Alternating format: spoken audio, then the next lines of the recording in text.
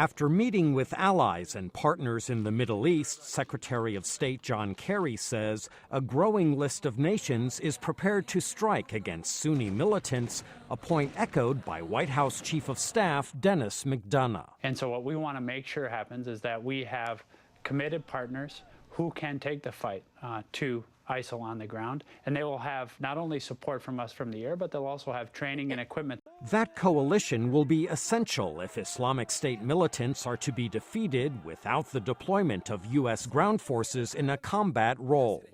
Another encouraging sign is the formation of a broad-based Iraqi government, according to McDonough. There is now a new multi-ethnic government in Baghdad. They will support a unified, capable, multi-ethnic Iraqi force so that they can take this fight to ISIL. A supporting U.S. role has the backing of independent Senator Angus King. This cannot be a war of Westerners against Islam.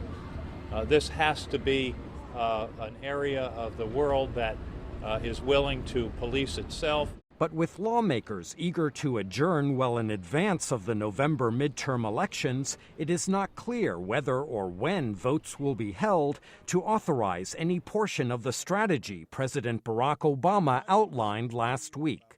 Senator Susan Collins. The president waited far too long to present a strategy to the American people and to Congress. Now we're being asked to react on a very short timeline, in a matter of days. President Obama is not asking formal congressional authorization to strike against the Islamic State.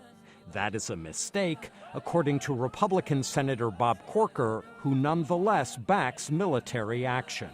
Problems occur, and I just think the administration will be so much wiser to get that authorization and buy-in from Congress on the front end instead of having, over time, 535 Monday morning quarterbacks. Meanwhile, the Islamic State's latest atrocity, the beheading of British aid worker David Haines, is provoking strong reactions on both sides of the Atlantic. The White House condemned the killing as barbaric, while British Prime Minister David Cameron said IS militants are, quote, the embodiment of evil.